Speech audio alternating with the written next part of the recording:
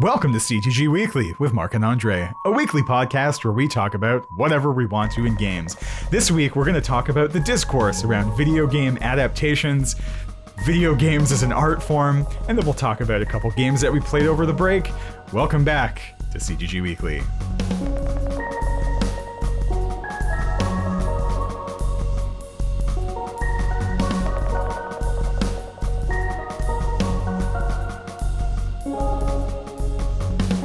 Andre.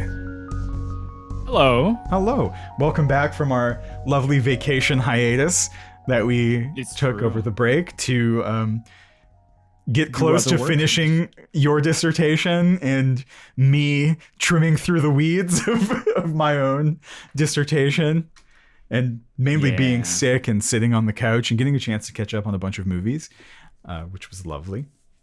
Yeah, I got to see Top Gun Maverick and Goodfellas and a bunch of other stuff, which Banshees of Inisherin. It was a great movie break, actually. Yeah. Some games, too. Some good games. We'll be talking about some game stuff at the end of this podcast. But where we're at today, we decided that we should talk a little bit, not about the Last of Us series or about the Last of Us game, but a little bit about the way the Last of Us series and game are being talked about together. And then more generally, just a bit of the way that games are talked about relative to other popular media formats. Because just straight up, I've been reading and watching and listening to a lot of stuff this week, and wow. It's it's something else. Did you know that games can tell stories? Yeah, I'm not sure too many other people do. Certainly folks in the critical sphere. So basically on this podcast, I have two modes, right? The one mode is listening politely and agreeing and being like, hey, things are great and I respect everyone's opinion. And that's always true. The other mode is me ranting, whether that's ranting positively about a game like Final Fantasy VIII that I love very much, that I think is much better than most folks tend to think it is, or ranting about, things that aren't so good, paid games workers more, that kind of thing. This is going to be in that segment, but I do want to preface this with I am not trying to attack anyone. I think this is a general discursive problem with the people doing media criticism on anything that remotely touches a video game. This includes a few things this year that I think the presence of any game related material, as soon as it's in there, just really drags the discussion into opinions on games that are just so out of touch. So what is the problem? Go ahead, Andre, before I get into this. I was going to ask, do we want to contour? Because my understanding, based on the show notes that you shared with me, which was a very directive statement last night around 10 p.m., we're talking about a lot of the reception and discourse around The Last of Us, but would you say it's fair to extend that to many popular properties that have either failed or succeeded in the last couple of years and are games? So they become sort of they've won despite being games, or they failed because they were games, which I would imagine we can extend to The Witcher, the upcoming God of War adaptation, the decade and a half fiasco development of the Uncharted movie, and stuff like that. Yeah, more broadly. We're gonna get into that at the end of this. I want to begin with the Last of Us discussion because it's where all of this rage is now concentrated in me, or not even rage. I don't know. It's a kind of just malaise of being I don't know, I'm 36. I've seen this argument being made since I was a kid. It hasn't always been wrong, but it's getting at this point, it's getting old. And I think we need a little bit of a fresh perspective, or at least an approach to doing this kind of video game adaptation critique, if you haven't played one. So let me begin my rant. So what is the problem here? The problem is that there are a lot of comments in regards to The Last of Us show and a couple other media properties where games feature prominently recently in the discussion about them, and how cultural critique on what video games are, how they deal with narrative, how gameplay gets in the way of storytelling, how acting and performance are of a lower quality in games, how it's a lesser art form or perceived as such. A lot of stuff like that is going around right now in articles, on podcasts, in videos about the Last of Us series. And I'm sure if you've watched any kind of media about adaptations of games, you've seen this stuff rehashed again and again. In some of these, there are some tiny interjections from the writers, the hosts, about people themselves having not played video games much or at all, or certainly not games that are similar in form to The Last of Us.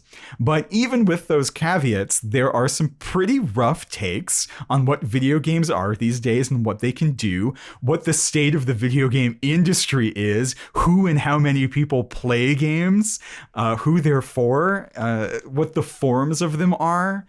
Like, I don't want to call it ignorance because I think it's kind of a rude word, but there is like this kind of willful non-engagement with games despite being really critical or having these takes on video games. And they're kind of informed by very little. And yet, instead of backing off, the impulse of these cultural critics is to walk into that ignorance.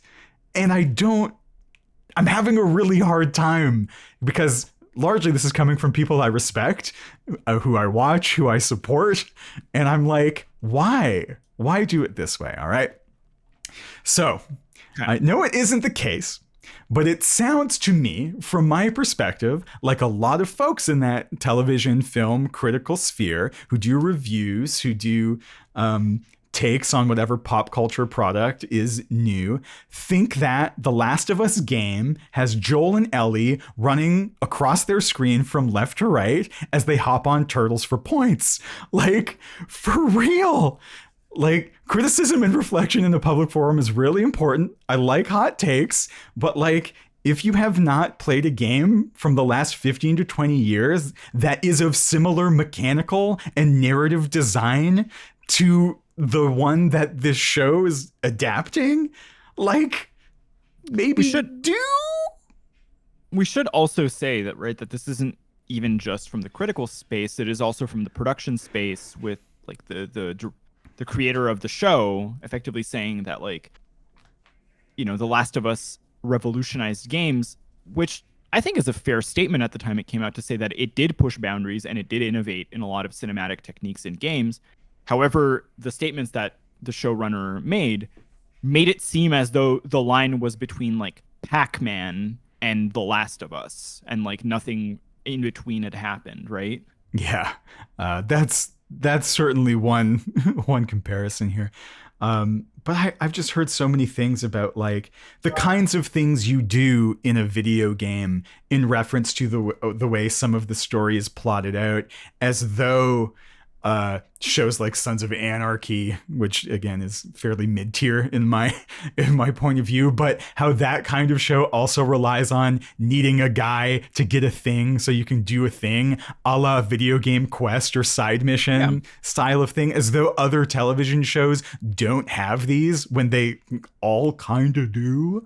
Like, as though MacGuffins don't exist. Yeah, as a but term like, that's in film what I'm saying. studies. And I think, you know, I kind of want to use an analogy here.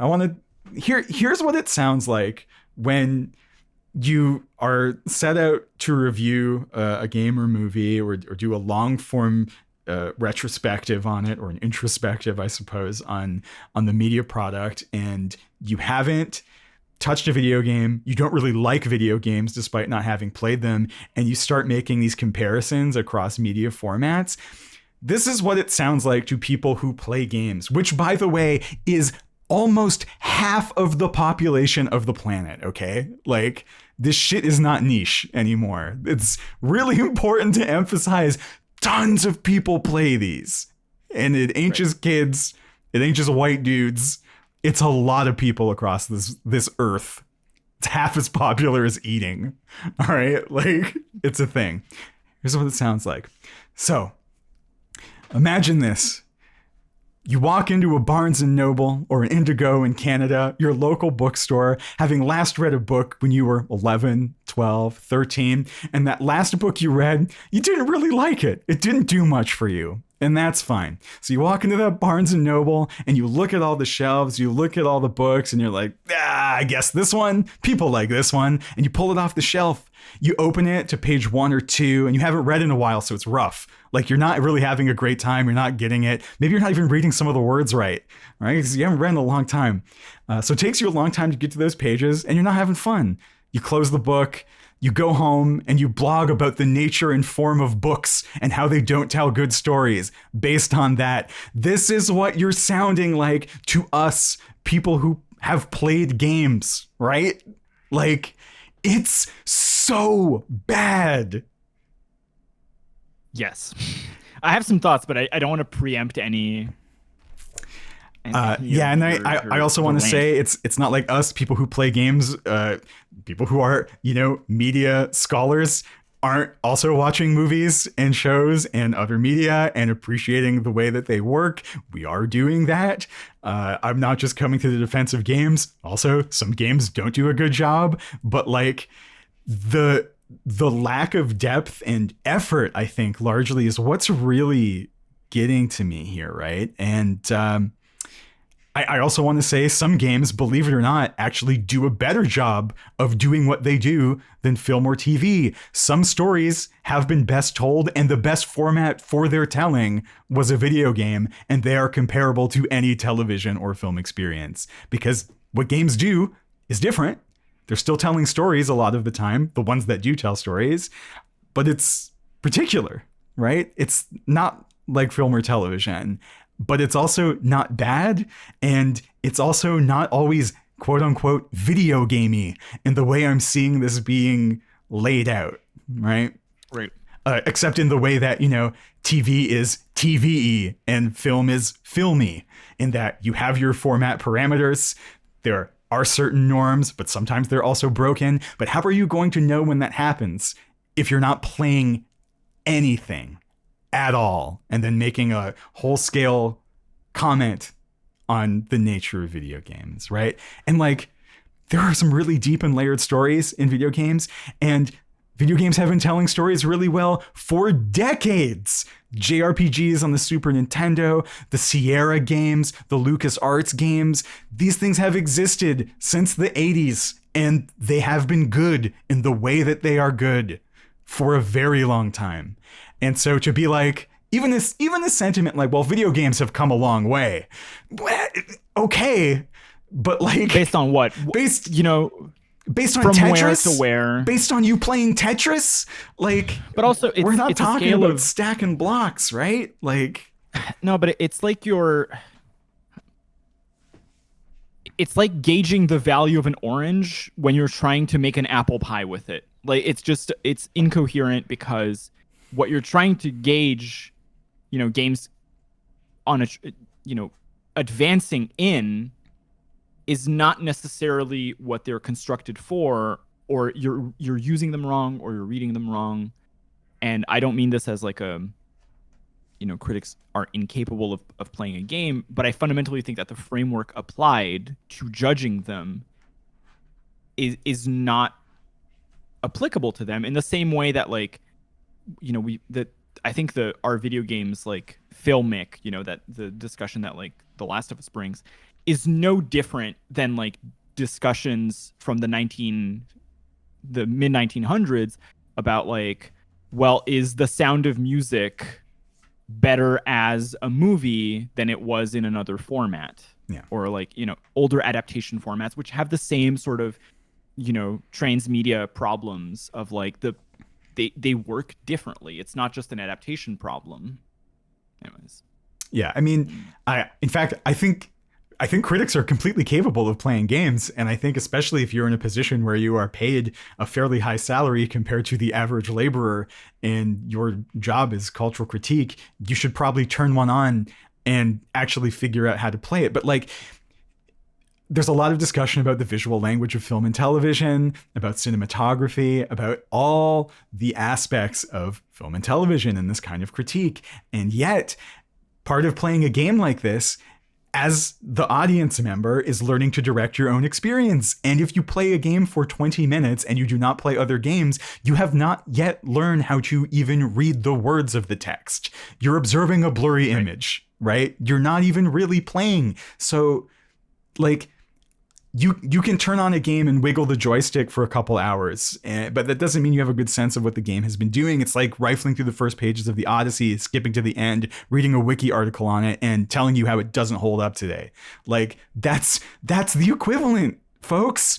Like, no, it's true. Just try. That's all I'm asking for is like try or like abstain yourself from that part of the conversation until you turn on the game and you make the effort to actually read it, because there is a certain literacy required to actually get the experience. And I think we take for granted that we have TV or filmic literacy, but for some reason, folks who are really well read, well watched, will just assume that a game is as easy as turning it on and moving around and you get it. Or at least that's enough to make a pretty bold claim about what games are. And that's why I'm so freaking tired today and having this rant, because it's really low effort stuff from people I really do respect, whose opinions and critical perspectives I do appreciate. It's like, but where is any of that for this? Well, I think in terms of industrial development, one of the really interesting things to do is also, you know, you and I, for example, and I'm sure a lot of listeners who are game players, they think of games and film side by side, right? So we think about them as sort of coextensive. A lot of development is informed by movies, and a lot of movies are based on games, and vice versa.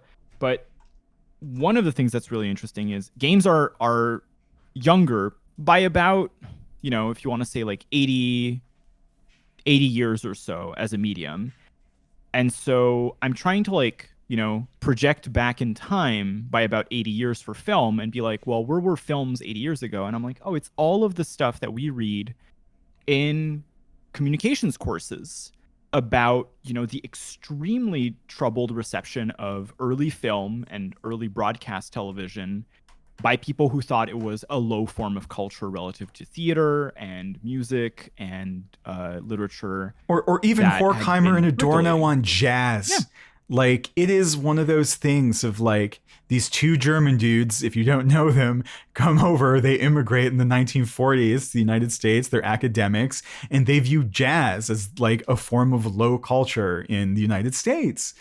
And I think, yeah, like, it's one of those, it's the same thing as Ebert's thing from 25, 30 years ago now of the games can't be art comment. And I think a lot of these cultural critics would probably assume that they are not with Ebert on this, but from my perspective, from a person who plays games, who loves all media, I really do. I'm a media scholar. I care about film, television, the whole thing. Music, don't get me started. Y'all right now are on Ebert's side of the fence, even if you don't think so, because like, the level of care is minimal, and the attitude is so dismissive of anything that touched a video game.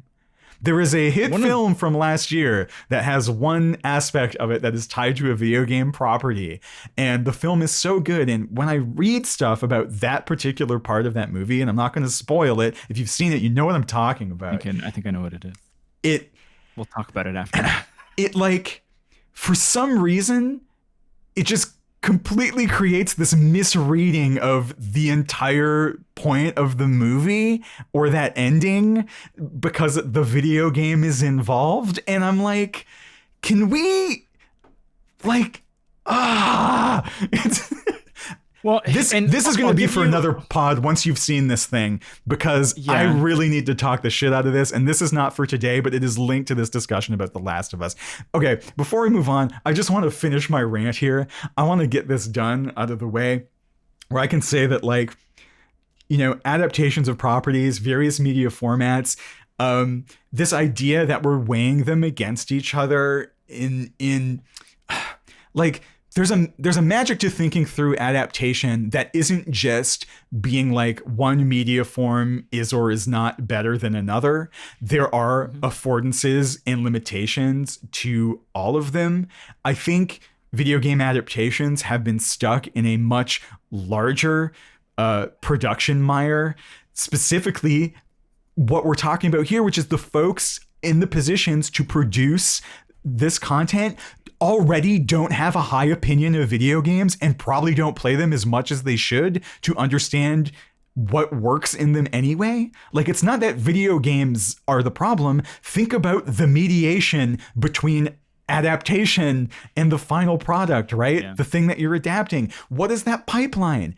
The pipeline is a bunch of people who don't like video games. I spent this last summer listening to a lot of the Breaking Bad Insider podcast, and they had one producer or one crew member on there, and the entire duration of that, God, it's like 70, 80 hours long. One who played video games, and when she came on, they were like, "Oh, you like games, huh? Yeah, those are cool."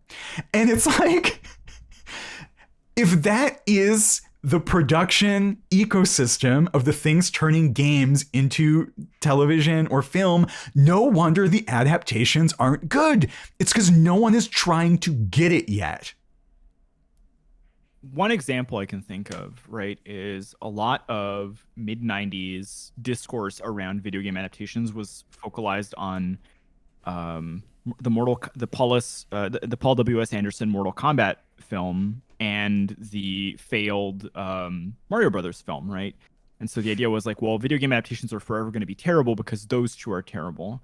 And in my head, looking at Mortal Kombat and judging that as your sort of litmus test for adaptation is the same as me judging like the film industry on the basis of Bloodsport. Yeah, so the thing about the thing about the Mortal Kombat movie and the Mario movie is that they aren't in a discourse of like video game adaptation movies as much as they are 80s sci-fi action a la Judge Dredd, or early 90s sci-fi action like Judge Dredd, Total Recall, like weird that genre, right? But they are video game adaptations, but that's how we're measuring them. But they actually make perfect sense if you're thinking from the perspective of a studio who's like, well, what do we do with this? Well, we make it like this because this has made enough money for its budget and this is what the folks are into right now. Like, all those decisions seem completely reasonable, although insane as you betray the law, as insane as any of that stuff. Like, and that stuff persists, right? One of the movies that's been on my mind recently because of my own work is the Assassin's Creed movie with Michael Fassbender, and that movie is like, I enjoyed it as a like a B+ tier science fiction film. It was like fine, but for all the flack I give to that franchise in my written work, the franchise is infinitely more ornate and maximalist than that film tried to be, right? Like, if you told me tomorrow, like, we're adapting an Assassin's Creed movie, my initial thought would be, well, that movie has to be like 3 hours long.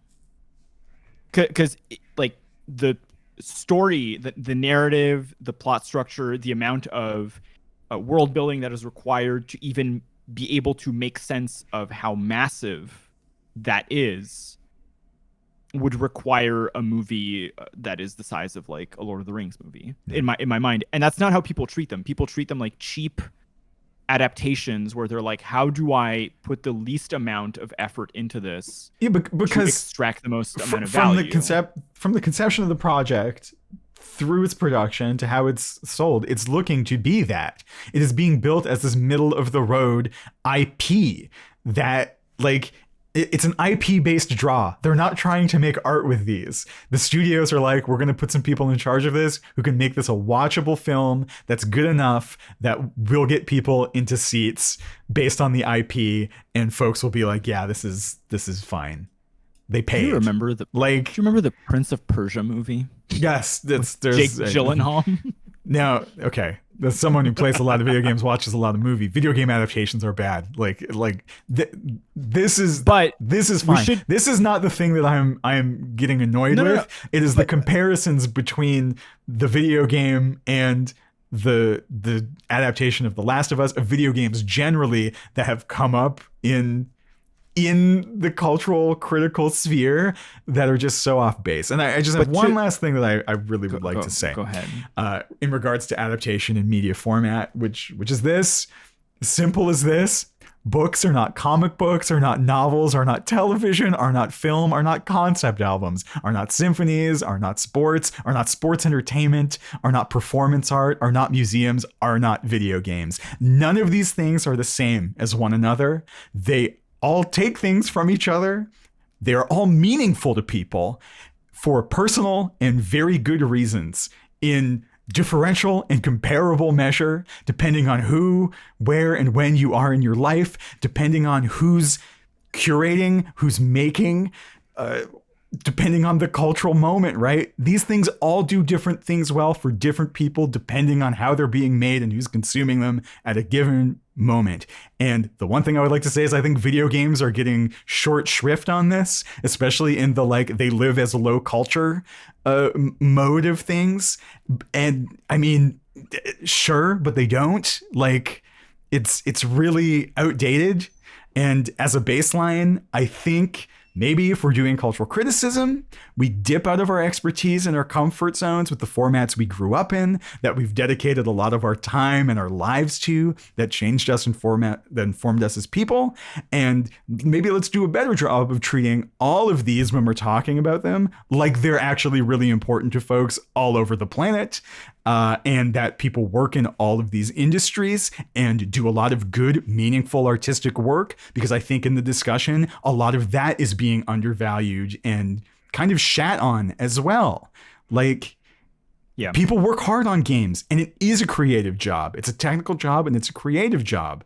And people work hard and they do make incredible stuff. And I think the lack of respect for that and the lack of respect for the meaning that these games have for people and the wide range of people that they reach is really rubbing me the wrong way from, again, a lot of people I do love and I do respect that the work that cultural critics do. It's important, but Jesus, it's a rough look the way this is being dealt with now. So I suppose the one thing that I would ask is, if this is you don't have to turn on The Last of Us, but maybe do turn on a game that is at least similar in form, in mechanical design, and actually give it the old college try to understand how to play it, so that you might get the same experience that players who play often actually do, in the same way when they listen to you talk about a film or a television show, or they read your review of something, they are engaging with the way you are understanding all the layers and details of the film or show. That's all I want, is honestly a little bit of respect for all the things that everyone values. That's what this rant is about. We can't drop the mics because they're bolted to the tables, but we would. It's not meant to be a mic drop. It's meant to just be can we fucking move on from this a little bit? Because it is so exhausting. Yeah. One of the things that I'll add as a contrast point to this also, because this is really I think attacking the issue from the film, TV, general pop culture media criticism aspect of this, and that's where a lot of this sits. But also my work for the last few years has been to really study game studios that have internalized the logics of Hollywood and the languages and the focus of especially Cecil B. DeMille cinema, the old epic. And this is a telling effect that to succeed, companies have adopted a perception that games must become more like movies in order to become conventional, which has simultaneously made some games succeed, but also has created an opportunity for other games to shine as much less conventional and much less formulaic, or in parentheses Hollywood. Yeah. Right. The same as could be said of the French New Cinema wave decades ago relative to Golden Age Hollywood, right? Like centralized discourses will always produce pockets of counterculture and resistance to the norm. Yeah, it's And also so, a really outdated way of thinking about storytelling specifically too, because games like World of Warcraft, Guild Wars 2, Destiny 2, they yeah. use long form serialized storytelling in a persistent world that is really engaging and is really successful. Like, those games have tons of players and the story exists in a take it or leave it kind of way, but that is okay, and it's not any less meaningful once you get into actually understanding what it means to turn on a game and get in that loop of playing it and absorbing parts of the story and character and it unfolding over time. The way you have a transmedia landscape with video game storytelling, which matters. Yeah. Like, all of this is so important, and the idea that like film is the be all end all of like meaning or effective potential, like the ways that we're used to are clearly the best way to do it. It's like, man, it is good. I love movies. I love TV, but God. I'll add this, right, which is to say, if you begin embodying at an industrial level, at a very high, budget level, the idea that the end point is sort of like complete fusion between game mechanisms and cinema language, then everything that's outside of that seems less legitimate. Yeah. And so the background reaction that games can't be art, and the predictable industry reaction to then turn games into movies as much as possible makes everything else seems marginal, right? And so a lot of the radical potential of games, I can think of something like Undertale, becomes much less legible to a public audience as something that is meaningful because it becomes, quote unquote, just a game. Yeah, which again is an experience that really does need to be played on its own terms. Like, right. Or something like and playing D&D. To continue all the way through to completion, and with, as is the case with many films, is even better if you have discursive knowledge about the format or stories of video games prior. Like, another example I can think of is the upcoming D&D movie, which somehow I'm hearing, whisperings that like finally D&D has made it because look, a blockbuster movie is coming out about it, not really paying attention to the decades of fan development and success that the game has had, and what the game systems afford as a form of storytelling and collective play, and things like Critical Role or other live actions. There's so much to talk about. D&D also already had a blockbuster movie made about it. We don't talk about that. It was really bad. I love Jeremy Irons, but that's not a good movie for him. Yeah. It's a good movie for him, but it's not a good movie. Well, he made a paycheck, that's for sure. It's like Michael Caine. He's like, this is the house that this movie bought. He did the thing in that movie where you get to own the show and do what you want. And like, if I was just given that day or those weeks to just like, yeah, you're the star of this and this is going nowhere, you get to do what you want, I would just have a great time with it. And I think he did. But that movie's like, it's unwatchable. Although if people want to go watch it and send us messages about it, I'm always down. That movie's crazy. Yeah. But it's not unwatchable because D&D has a hard time telling a meaningful story. That's the point. That's not what makes that shit bad, guys. This is where I was getting with that earlier Prince of Persia comment, which is Prince of Persia is a beloved game, and it's it's like a 6-hour narrative. It's not unfilmable. The movie is bad because it's constructed poorly and actually deviates greatly from the narrative that the game is very good at telling. And so the problem for me is less that they adapted a game that is unadaptable into movie format, something like Watchmen, right? The Watchmen movie and all of those issues. It's that they chose to adapt it in a way where anything that was remarkable about the original is sanded down until there's nothing interesting left. And in fact, many problematic things such as whitewashing all the characters with white Hollywood actors becomes the dominant narrative about that property even existing. Yeah. So there's a lot more to talk about this, and I'm sure we're gonna have reduxes as movies and films become much more integrated. I am like hot off of a discussion with a colleague on Ubisoft making a Avatar MMO. Can't wait for the year of discourse that's going to bring us about the power of games and game engines as opposed to film. World of Warcraft already had the Zone Nagrand and another water zone, so I think the Avatar video game already exists. But no one's done it before, Mark. No one's done it before. No one has done it. Okay, you want to know the best video game adaptation is probably Avatar, because it just ripped off the visual language of World of Warcraft with an enormous budget. Like, for real, folks. Like, if you think video games haven't been influencing film for the last 25 years, wrong. It's just the video game properties and IPs have been just completely disrespected. There is a degree of me having a very smug smile every time I hear somebody say that, like, video games have ripped off Avatar. I'm like, are you sure that that's the argument that you want to be making with this? It is.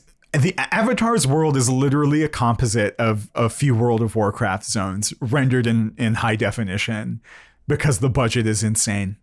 Like, that's what that film is, guys. Is this the soapbox where we now assert that Na'vi are Draenei and that's it? I don't think the character design, like the aesthetic of the characters, is particularly drawn, but that world is a composite of Teldrassil, Nagrand, and now Vashir. Well, like there is actually a lot to say about like the animal design, right? Like what is it, right? The Toruk Makto in the first movie looks a lot like Dragonhawks from the Shadowlands. Oh no, they do. They absolutely do. Anyways, that's a different textual analysis. I don't know. But all I'm saying is, if I was a betting person, I would probably put some money down that James Cameron booted WoW, or his kids did at any point in their lives, and he was like, oh damn, that zone's sick, or looked at one of the many amazing Blizzard cinematics for their game, which are incredible. Like, and to be fair, I'm not saying that people can't do that. Like, there are problematic forms of inspiration that are colonialist in tone. This is not that. People get inspired by artworks. Video games inspire other video games, as do movies, as does music. Yeah, go for it. I think the problem is basically saying games rip off movies, but movies have never learned anything from games because games have nothing valuable to offer. Or is the problem. The idea that games have come a long way in the last few years. It's like, come on. It's very like games are quaint, and I'm going to give you a pat on the head because you did a good job, champ. Yeah, exactly. When if I pull up the numbers now, I might be off by a little bit, but I'm pretty sure Ubisoft employs as many people as Paramount does. And so we're really talking about commensurate businesses that use different technical language more than we are about like one industry being like an up and comer. Yeah. That's anyways, just like 14 rants wrapped into one. I think we can do better. I think we can do better about talking about where we're at if we all collectively just appreciate that all of these things are good. Adaptations have been treated badly. But when we talk about these things, maybe we should, I don't know, play a video game. I'm much less in the camp of Marty Scorsese on this and much more in the camp of Al Pacino, who just walks on stage and goes, I don't know. And that's That's where I'm at with this. I mean, it's important because, any day you could get killed walking your doggy. All right, let's move on to the video games that we played over the break that we would like to talk about today. Maybe we do one or two each. You can start. I've taken up a vast quantity of time. So mostly what I did for the holiday, outside of the games that we are talking about generally, like WoW and Destiny, which I'm going to take a break from Destiny speak today because the expansion's coming up, so I'll talk about it in the next coming weeks for sure. And there's a lot I think to talk also about. we're going to be on a bit of a hiatus from Destiny till it drops for me as well. Yeah. And so what I would like to talk about is smaller games that I decided to pick up after a long time away and wrap up. So these aren't new games. I actually found, for me, for what I was looking at, the holiday season was a bit fallow. Like, I was a bit lacking in the kind of games that I want. Forspoken was delayed. Skull and Bones was delayed. So I was like, okay, I'll just wait for my stuff to come out. So I played Tunic, and I played Hades, and I finished both. In regards to Tunic, which I think is a fantastically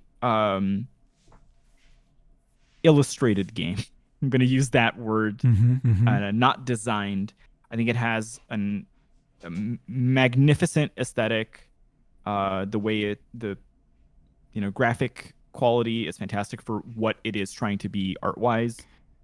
It's also kind of a fantastic accomplishment for such a small team. Tunic is the Zelda-like where you are a little fox. Yeah, you're a cute little fox. Yeah, okay. And I would say it has three things in it that really compose its game design, two of which are very apparent, and one which is the hidden problem of the game for me. And so I'll just say this right now in our work lab, there is a quote that I've said to a colleague regarding this game, which is, I don't play games because I enjoy them. I play games because I'm stubborn. Which means I finished this game despite really not enjoying my time with it after about halfway through. In the spirit of quality of reviewing. Yeah. And my take is that the game looks like a cross between Zelda and Monument Valley. It has that sort of 2.5D you spin around the environment, and angles of vision are very important. However, it has some aspects in it that I think are very hidden, which is it's also a Dark Souls game in disguise. And it is also something like Atari's Air World, Fire World, Earth World, Water World games, like what was this called, like Adventure Quest, which are like in this wall, which you have no indication there is a puzzle, is in fact a secret passage, which you then have to get to the end of and do 26 D-pad inputs based on a sound cue you heard 8 screens away to get a chest. And after you do this for 16 different chests across the world, you will get like the correct ending for the game. It has a lot of that late 80s right in obtuse puzzle stuff, which I've seen a lot of good reviews of this game, and I'm sure a lot of people enjoy it. It is not for me. Yeah, it wasn't for me either. I played it for a little bit. Because my partner really wanted to play it, and she saw like even the difficulty of the enemies and the bosses early on. And she was like, this game is a trap. It looks very cute and very wholesome, and it is brutally punishing. And it starts out that way, and it gets worse the whole way through, such that at the end, I finished it. There's not really much to cheese, but it is kind of a game of rote repetition until you get the boss patterns down. And it's very obtuse. The art style is fantastic. You kind of collect a player menu as sort of reveals and maps for the game, and that's so cute. But it does a thing where like it hides a bunch of basic game information behind a glyph language that you never fully translate.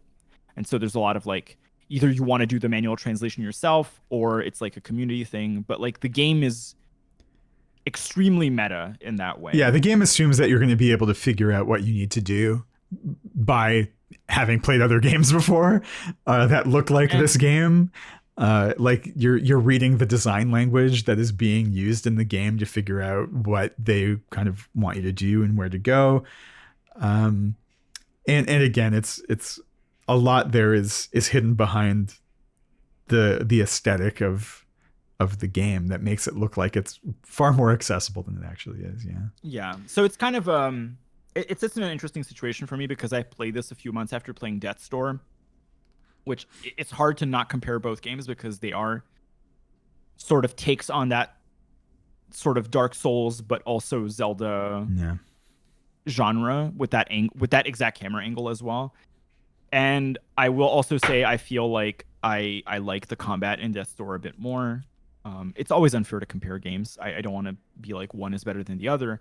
I just think they're so vastly different. And my main thing is like if you want an experience that is a bit more narratively readable to players, and if you want something that's a bit different, play Death's Door. And if you want something that is like a hyper punishing version of Link's Awakening that is also kind of petty against you as a player. But Tunic doesn't have the really magic though of Link's Awakening. No, but it has all the pettiness of like the hardcore puzzle design. I see. It feels mean towards the player in a way that I haven't played a game that like, oh, the chest was hidden behind this tree, but I needed to like do a secret move. There's a zone towards the end of the game where you have half of your HP, mana, and stamina, and monsters will one-tap you almost, and every monster is permanently invisible and also teleports. Sounds fun.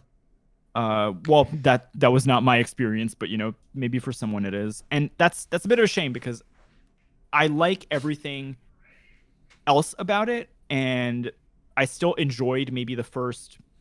I would say the game took me about 16 hours to finish, and I would say I was having fun for maybe the first 3 or 4.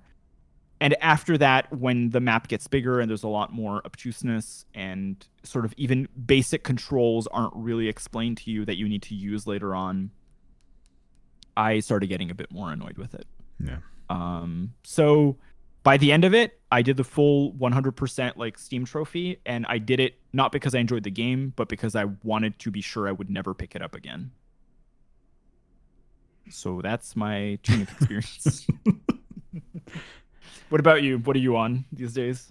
Over the break, I played 10 hours of an early access game called Ember Knights, which is a single or multiplayer roguelite. It is in early access. It is not completed, but if you like that roguelite, roguelike, roguey game, where you do the same levels again and again, you can increase the difficulty, you can adjust your weapons, you can upgrade them at a certain point as well, and you're constantly getting stronger and stronger. You can up the difficulty of the game. You can play through this thing as many times as you like. I highly recommend this. Largely in terms of game feel, I think me and Scott and I, we cleared the game pretty quickly and then ended up playing it for another 7 hours, I would say. Just keeping on raising the difficulty and just exploring the different options and unlockables in the game. Just because the gameplay was so tight. I do wish there was more there. Like, the game doesn't feel done. But if you're looking for somewhere in the vicinity of 3 to 10 hours of really fast action combat, roguelite gameplay, Ember Knights is awesome. That is my first recommendation. The other game that I think I will talk about briefly is Marvel's Midnight Suns, which we did an Hours In episode for before the break, right before the break. And we have not done another Hours In episode for that game yet, largely because I think Scott and I both dropped off that game in spite of how it was my most anticipated game of the end of the year. It was going to be the last game I really got to dive into that isn't one of the games that I research. And, you know, has a really good pedigree. 2K, the folks that make XCOM were responsible for this game. XCOM, one of my favorite game series. And looking for some tactical card play, some base building, And there is that in this game, but once I got very near the end of this, I was 2 missions away from completing this game. I decided that I think the best thing to do so that I actually get to enjoy this game later. And again, this is one of those really thinking back to talking about, you know, the way games work specifically when talking about how to review them. How they work as an art form. There's going to be a bunch of downloadable content for this game that adds new heroes, that adds new enemy types. And I expect with what happened with XCOM, how they released an expansion for that game later down the line that fleshed it out and made it the really true, full experience of XCOM 2. I am just going to wait until all that stuff is out, and hopefully the game feels more complete, because the tactical elements of the game, the parts that I really like, which is, you know, building your deck and your skills and finding the right combinations to bring into combat, were really lackluster. And the story in this game is long, and it's fine. It's serviceable to good. But the balance of gameplay to narrative in this thing, for me, is way off. And there are certain things too, like enemy diversity in the game. There aren't a ton of enemy types. I thought I was in the end of what would be the second act of the game when I was 2 missions away from the end. All right. And I kept anticipating, like, surely there will be another new, like, faction of enemy types, because the enemies basically translate into the enemies in whatever combination they're in any given stage of the game are effectively a puzzle that you're solving, right? And you're solving them by playing cards that let your characters do tactical things like deal damage, move enemies around, and you're trying to solve whatever the puzzle is of those enemies in a given fight. And there just aren't enough enemy types to make a bunch of compelling puzzles. Like, the tactical decisions are pretty weak throughout the game, I think. Especially the more you do them. Early on, I was pretty high on the game, but you're effectively doing the same fight for like 40 hours with a couple of random interjections of things that are slightly different, but they aren't meaningfully different. So overall, I was actually really disappointed when I got to the end of that game. And I think there is hope. I think there are players who will enjoy it, but my recommendation is, if you do play this game, just beeline through the story straight to the end and don't do too much side content, because you will end up doing so many side missions that just kind of replicate themselves in the main story missions. And the game doesn't really have enough content in terms of, like, how much you level up your cards, how much you level up your reputation between the different superheroes, because Midnight Suns is a Marvel property. You'd be playing with like Wolverine and Iron Man and the Midnight Suns, who are a lesser known, maybe, goth squad of superheroes. And yeah, it's thin, it's padded out, and the core of the game feels really thin, and that's a bummer. Yeah.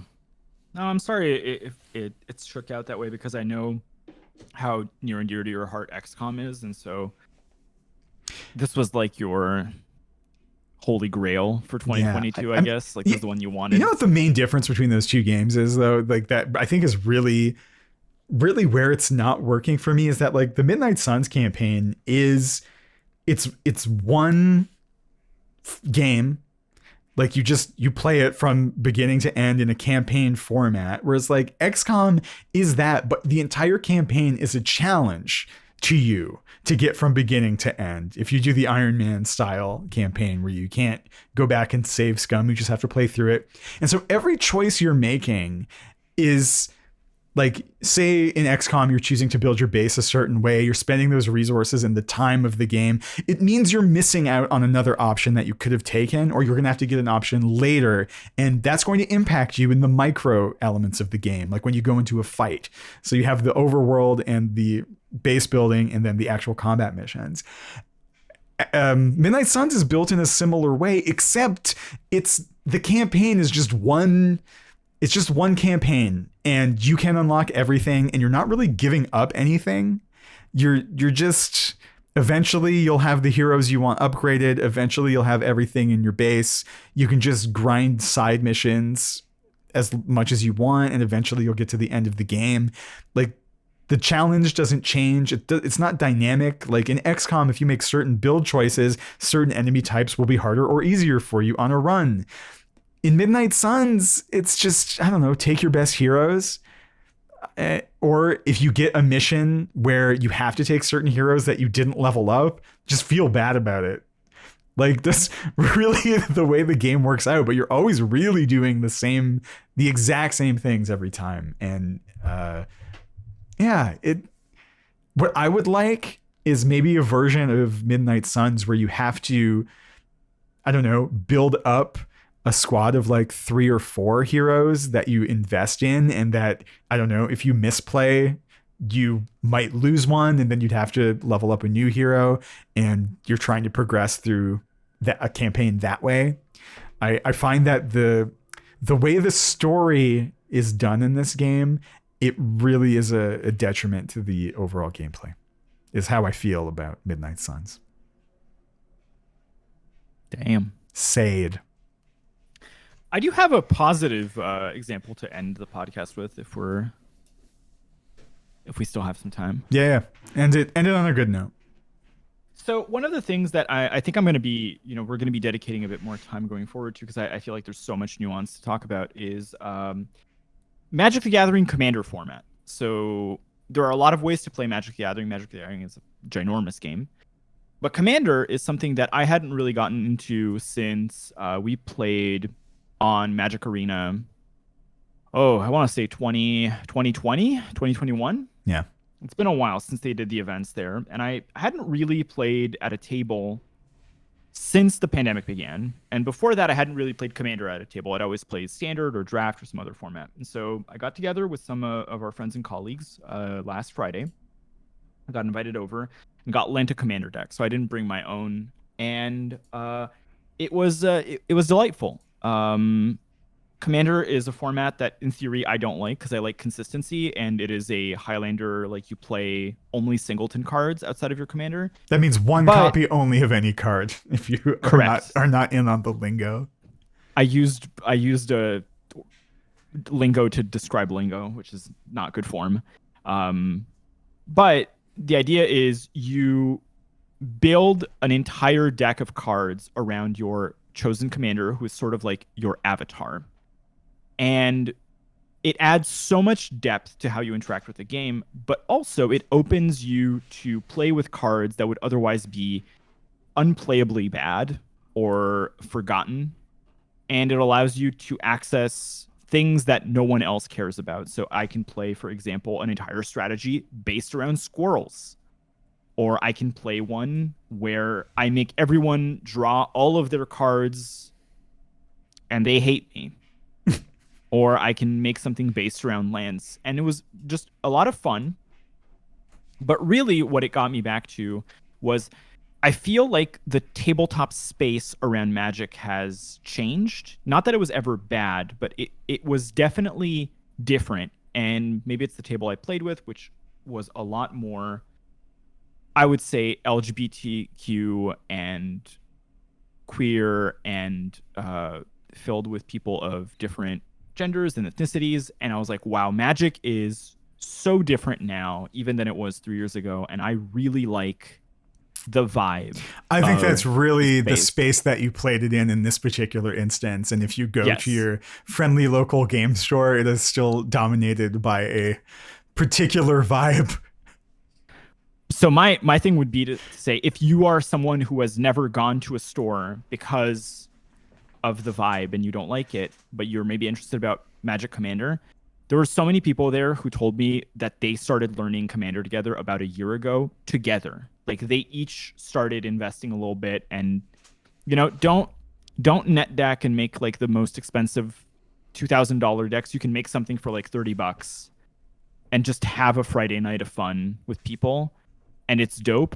And then sky's the limit from there. There's so much like ornate, extra material you can add on like sleeves and dice and deck boxes and like metal plated commanders. Like there's so much stuff you can do with it. And so I was like, wow, this really has opened up like a different way for me to enjoy a game that I've been playing since I was 8 years old. And I'm probably going to talk about it more in the weeks to come.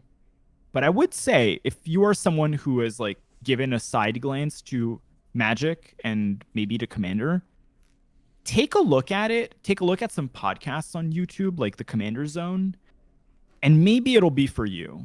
And maybe rope in a friend or two. There are also pre-made Commander products that are a lot cheaper. You can just buy a pre-made thing and just play with it. Maybe that's the way to go for you. But it just looks like a ton of fun to me right now. That's yeah, and also like don't be shy to check out your friendly local game store. Like there are lots of good ones, and there are lots of cool, nice people who go to them. There are also ones that are not always super friendly and welcoming, and Sure. you don't know until you go. And you can always just go and shop. You don't have to play, and just kind of feel out what the vibe is, what the atmosphere is. Who's running the store? Do they seem okay? And like, there are also a lot of local like Discords now, like city-based Discords for Commander yeah. to get people to play with. And so even that might be a way to go through it. So yeah, just I really liked it. I'm on the path now to make a giant dinosaur deck and just play big T-Rexes a few weeks from now, and I'm excited about that. Yeah, I mean, you started talking about it, and I used to have a Commander deck. It turns out I sold it all in a moment of crisis while doing my master's degree when I wasn't getting paid properly. And, and I was like, I need the value of this deck more than I need this deck. But yeah, I was even thinking of, now that I am financially solvent, maybe getting it back up and running, because it does sound like a really nice group to play with. So much. And Commander is fun. It's fairly chill if the people at your table are chill, as always. But it's a lot like D&D, where I feel like the vibe has changed generally with it, and because the vibe has changed, the game is also changing over time. Yeah. I will say, back when we started looking at Commander, early days was when they were releasing like early Commander products, and there wasn't much. There's so much Commander stuff out there right now. Like there are actual just standalone products, like not like by the dozen, really. And one of the things that I'm really excited for is that in the middle of this year, there's supposed to be a Universes Beyond Magic set based on Lord of the Rings, and I'm like, there's going to be like 18 commanders that are going to be like LOTR characters. Like, can I make an Eomer horsemanship deck? Time will tell, but I'm really hoping that's the case. And next Tuesday is Horse Day as well, so it's like perfect timing. Is it actually? How do you know this? It's like on not. your I calendar? randomly wrote it in our like house calendar that next Tuesday is Horse Day. And the roommates are like, "What's Horse Day?" I'm like, "It's Horse Day." It's not a real thing, but you know what? We can start it here. The 6 people that listen to this podcast celebrate with me next Tuesday, Horse Day. How do we celebrate? I don't know. We'll figure it out. Something to do with horses. On that note, we've podcasted. It's true. The year is 2023. Let's go. We're in it now. All right. Thanks for listening, and we'll see you next time on CTG Weekly. Bye.